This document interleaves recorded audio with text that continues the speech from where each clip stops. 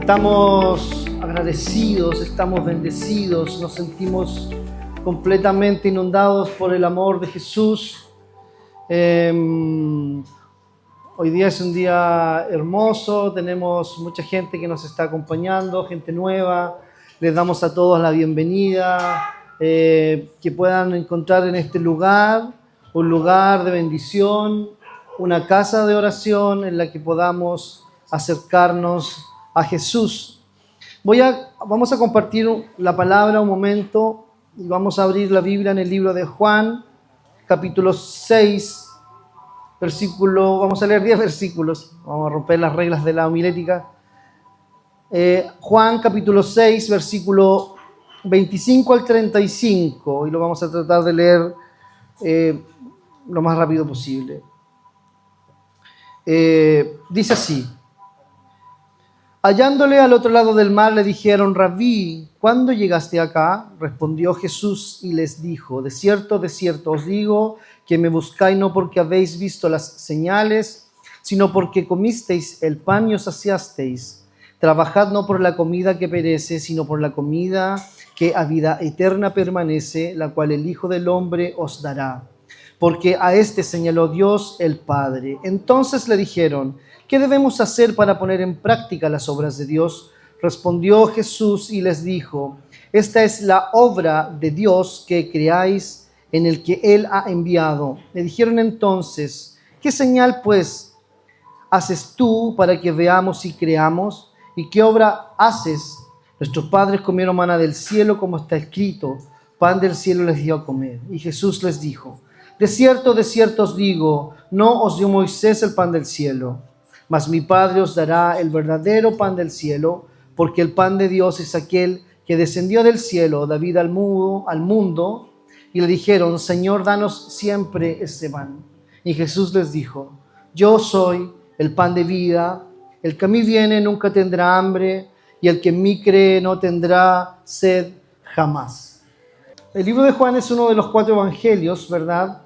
Pero a diferencia de los otros 3, que son Mateo, Marcos y Lucas, que son llamados libros sinópticos, Juan se encarga de presentar a Jesús como el Hijo de Dios.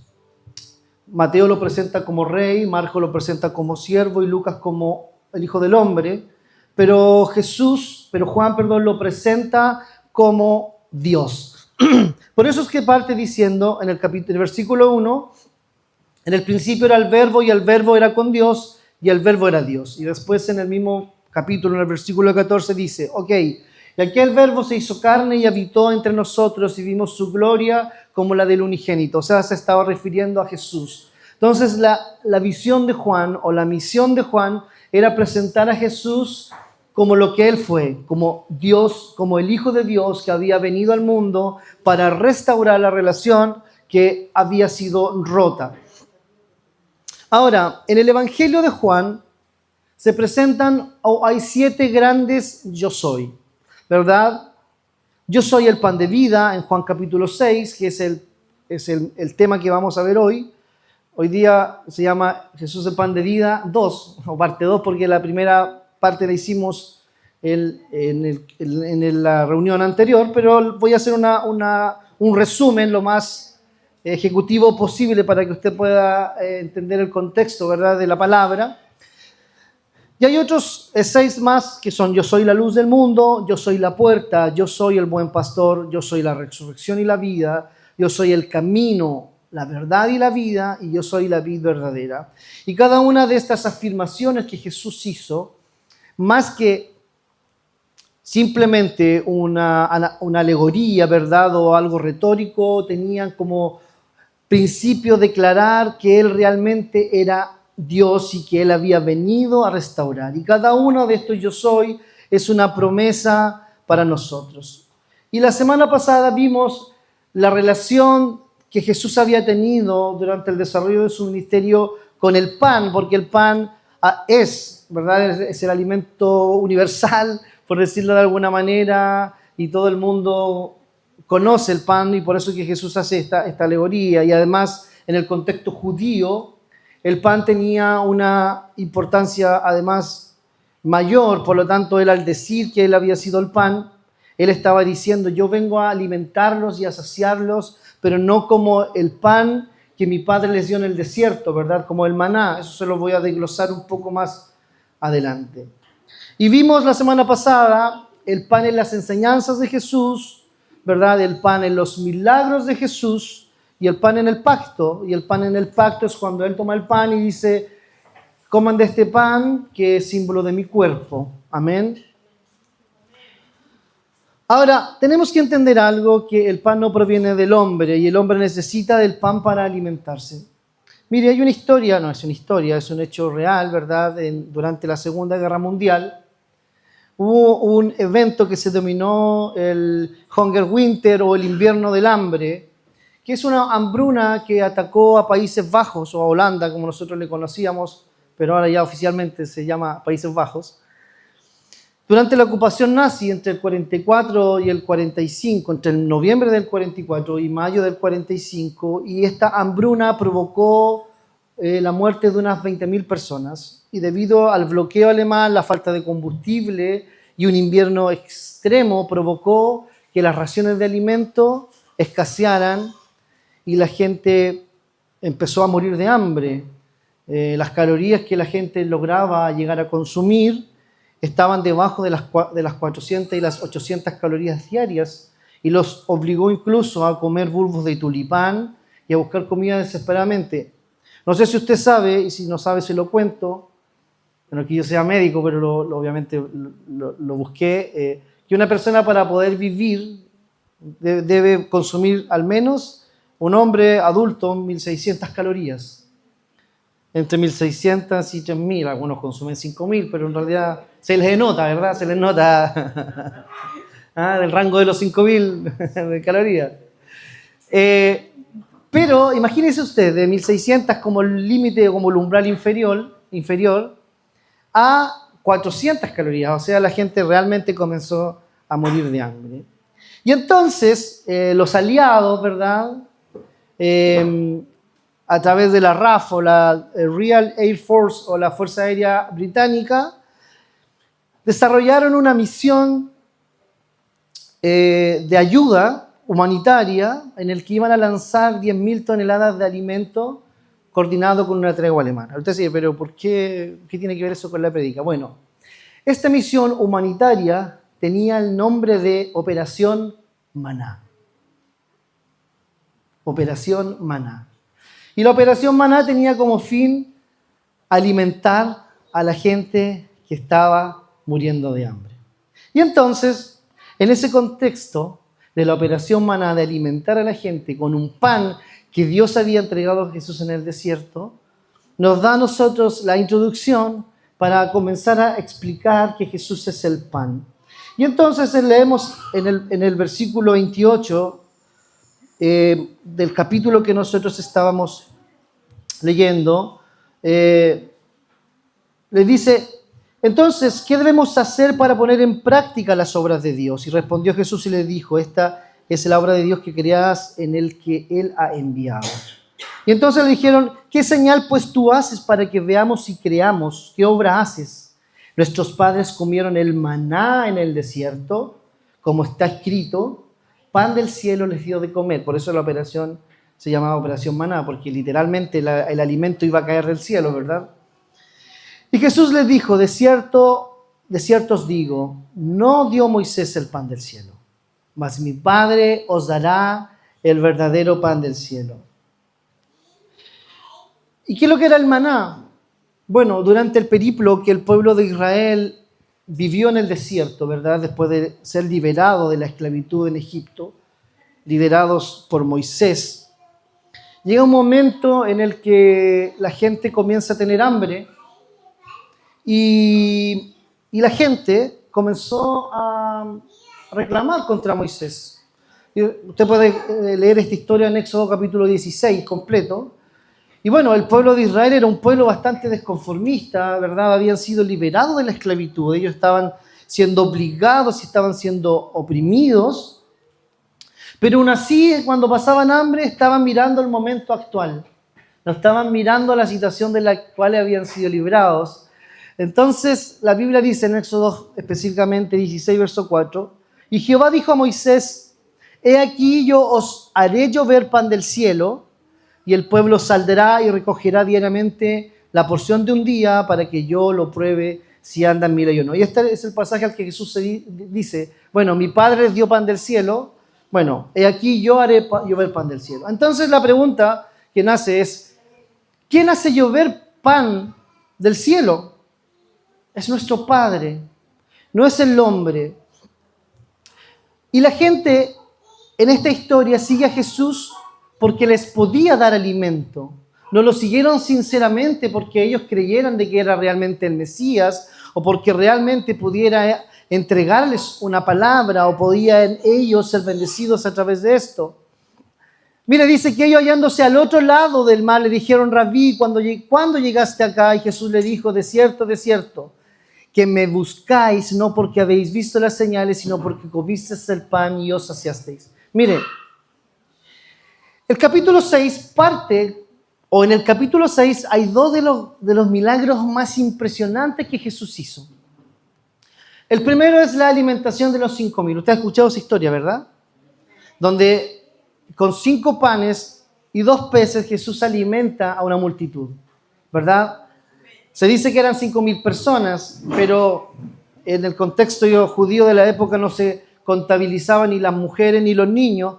Por lo tanto, se estima que aproximadamente la alimentación de la multitud llegó cerca de 12,000 a 15,000 personas.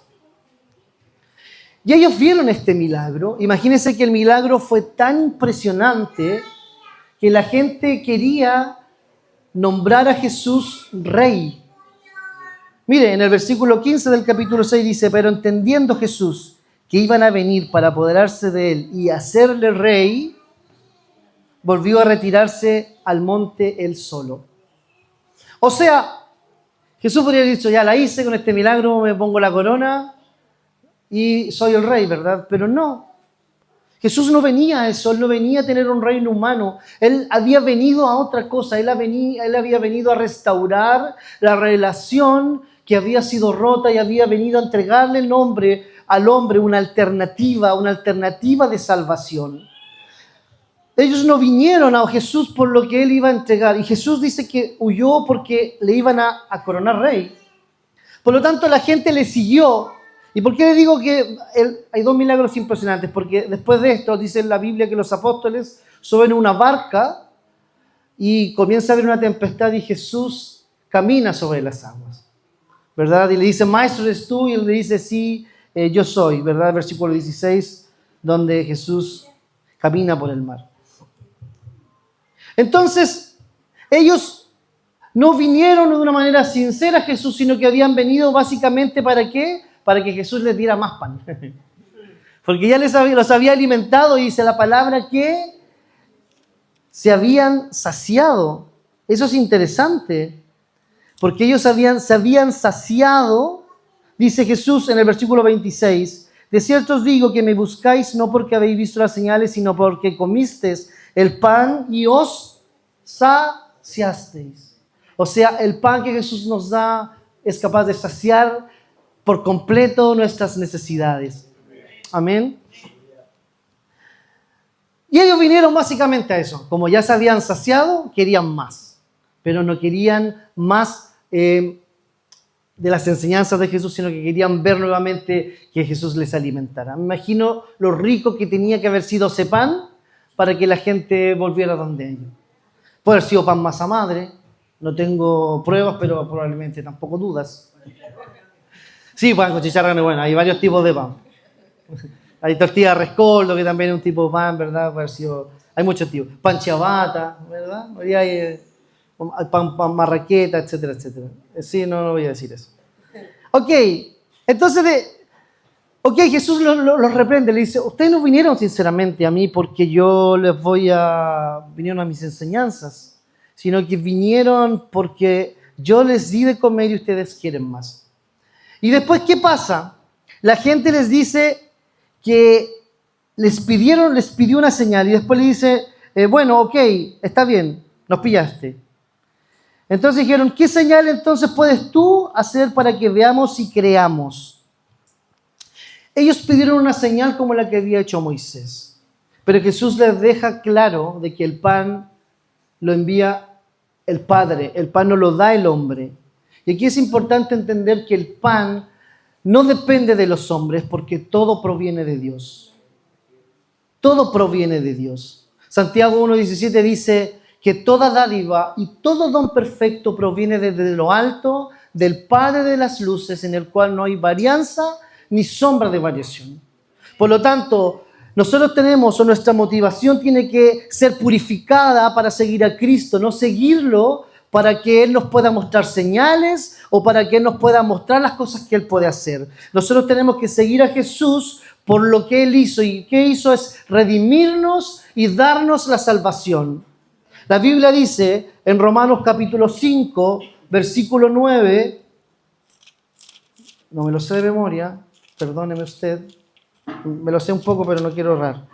Dice, pues mucho más estando ya justificados en su sangre, por él seremos salvos de la ira, porque si siendo enemigos fuimos reconciliados con Dios por la muerte de su Hijo, mucho más estando reconciliados seremos salvos por su vida. Y no solo esto, sino que también nos gloriamos en Dios porque el Señor Jesucristo, por quien hemos sido recibidos ahora en la reconciliación. O sea, nosotros tenemos que purificar nuestra motivación de seguir a Jesús y entender de que lo seguimos porque a través de Él nosotros tenemos salvación. No tenemos que seguir a Jesús por las cosas que Él puede hacer por nosotros. Ahora aquí les tengo una buena noticia. Cuando nosotros seguimos a Jesús, cuando nosotros estamos a sus pies, dice la Biblia de que nuestra copa estará rebosando y habrá abundancia. O sea, es algo que viene por defecto, pero no tiene que ser la motivación. La motivación tiene que seguirle a Él por lo que Él hizo y por la salvación que Él es capaz de entregarnos a nosotros. Y es aquí donde yo les digo, el pan viene de Jesús, el pan viene del Padre, no viene de los hombres. Si en algún momento Dios utiliza a alguien y te pone las manos y tú eres sano o tu vida se restaura, no sigas a esa persona, sigue a Jesús. Las personas no tienen poder. Cuando tú depositas tu confianza en los hombres, vas a ser sin duda decepcionado. Pero Jesús tiene para nosotros milagros, provisión, bendición, dirección. La Biblia dice que el hombre que confía en el hombre es maldito, pero es bendito el varón que confía en Jehová y cuya confianza es Jehová. Porque será como árbol plantado, ¿verdad?, junto a aguas y dará raíces, y cuando sus hojas crezcan serán hermosas, serán verdes, será un hombre bendecido. Y cuando nosotros plantamos nuestra vida en Jesús, cuando nosotros le seguimos, las hojas verdes van a llegar, pero nuestra motivación no tiene que ser esa, tiene que ser seguirle a Él por lo que Él hizo y por lo que Él es. ¿Amén? Que Dios nos bendiga. Ahora, el pan de Jesús es eterno. Aquí es como un juego de palabras, ¿verdad? Jesús es eterno porque es Dios, pero también Jesús dijo, yo soy el pan, ¿verdad? Pero también podría haber sido Jesús el pan eterno, pero yo le quise poner este punto de la prédica, el pan de Jesús es eterno. ¿Y por qué el pan de Jesús es eterno? Porque obviamente el antónimo de eterno es que no es eterno, ¿verdad? Que es efímero. Juan capítulo 6, 32, seguimos desglosando el mismo pasaje. Dice, Jesús le dijo, de cierto os digo, no dio Moisés el pan del cielo, mas mi Padre os dará el verdadero pan del cielo, porque el pan de Dios es aquel que descendió del cielo y da vida al mundo. Y entonces ellos dijeron, danos siempre ese pan. O sea, todavía no entendían lo que él les quería decir. Y ahí Jesús dice, se manda este facto, como dirían los lolos, ¿verdad? Jesús les dijo, yo soy el pan de vida, y el que viene a mí nunca tendrá hambre, y el que cree en mí no tendrá sed jamás. El maná, ¿verdad? Como la operación maná, o como Éxodo 16. Claro, era el pueblo alimentado, pero duraba un día. Si usted lee la Biblia, dice que la gente no podía recolectar el maná para 2 días. Porque a la tarde el pan o el maná se podría, ¿verdad? Por lo tanto, el maná era efímero. ¿Verdad? Hemos sido un humorista hemífero, ¿verdad? el maná es efímero porque duraba el día, ¿verdad? Y si alguien quería acaparar para ellos, se iba a podrir. Por lo tanto, el pan que nos entrega Jesús, a diferencia del maná o de cualquier alimento, y cuando yo hablo de este pan o de alimento, no hablo del pan físico como esta hermosa marraqueta que está aquí, que me dice, cómeme, ¿verdad? No se trata de ese pan. Se trata de un pan que nos alimenta el alma, nos alimenta espiritualmente, que nos llena esos vacíos y que esa hambre que se despierta en nuestro interior es llenada a través del pan que nosotros recibimos del cielo, y ese pan se llama Jesucristo. Y Jesús habla de Él como el verdadero pan del cielo. Sí, eso es lo importante. O sea, Jesús no solamente dice, yo soy el pan. No, Él dice además, yo soy el verdadero pan. Dice, no os dio Moisés el pan del cielo, mas mi Padre os dará el verdadero pan del cielo. Y después, más adelante, Él dice, yo soy el pan. Por lo tanto, lo que Jesús dijo, yo soy el verdadero pan del cielo. Que Dios nos bendiga. Ahora, en el entendido de que el pan que Jesús nos da nos alimenta el espíritu, lo que Él nos entrega es algo permanente. Y cuando nosotros lo tenemos a Él, es todo completo, es todo lleno. Nosotros decimos que si tenemos a Jesús, lo tenemos todo. Si lo tenemos a Él, estamos completos. Y mucha gente dice, oye, pero hay mucha gente cristiana que vive una vida casi de fantasía, como que no se queja de nada. Y es por eso que incluso, sin meter mucho en política, Marx decía que la fe era el opio de la sociedad, en el entendido de que el opio era una droga. Entonces, cuando la gente tenía fe, decía, estaba tan drogada de la fe que no reclamaba por sus derechos. Pero nosotros no reclamamos porque sabemos que todo viene de Jesús, de que cuando lo tenemos a Él no necesitamos nada más, y de que Él es nuestro sustento, y de que en Él lo tenemos todo. En Dios tenemos todo lo que necesitamos. Ahora, muchas veces encontramos ese alimento para satisfacer nuestras necesidades en dopamina fácil, ¿verdad? Cuando de repente queremos pasar de la tristeza a la alegría, queremos nosotros consumir dopamina para vivir momentos de felicidad, y la dopamina es un neurotransmisor o hormona fundamental que se conoce a menudo como la molécula del placer. Y la gente busca esta dopamina para vivir momentos de felicidad cuando está triste, ¿verdad? Por eso algunos dicen que cuando van a ahogar las penas en alcohol. Hay canciones que dicen, mozo, déjeme la copa rota, ¿verdad? Cuando está sufriendo buen amor. O hay una canción que dice, por mujeres como tú, hay hombres como yo, que se pueden perder en el alcohol por una decepción. Eso lo decía ¿quién es que la cantaba? No me acuerdo. ¿Cómo? ¿Ah? Ese, el pastor Aguilera, ese. El apóstol Aguilera, no. Entonces, claro, la gente busca dopamina fácil, busca drogarse de cosas para poder olvidar los problemas, para poder vivir. Y las drogas lo que hacen, obviamente, afectan los niveles de dopamina de manera significativa. Entonces, ¿qué pasa? Causa un aumento rápido y masivo, y su liberación provoca placer. Y la gente busca en esto ahogar sus necesidades y sus penas. Ustedes saben que yo siempre les comento sobre libros, ¿verdad? Hay un libro de María Rojas Estapé que se llama Tu persona vitamina, y yo lo cité en una prédica anterior, cuando hablaba sobre que nadie nos robe el gozo, y que nosotros tenemos que buscar personas vitamina, y nosotros tenemos que ser personas vitamina. Y también hay un libro de Miquel Alonso, que se llama El cerebro optimista, que se los recomiendo si no lo han leído, que explora la relación del cerebro y las emociones y la dopamina, y destacando cómo estas interacciones afectan nuestras motivaciones, nuestro bienestar y nuestra percepción de vida. ¿Y por qué me detengo en esto? Porque la gente busca satisfacer sus necesidades en cosas simples y en cosas rápidas, a través, muchas veces como un escape, como una huida, ¿verdad?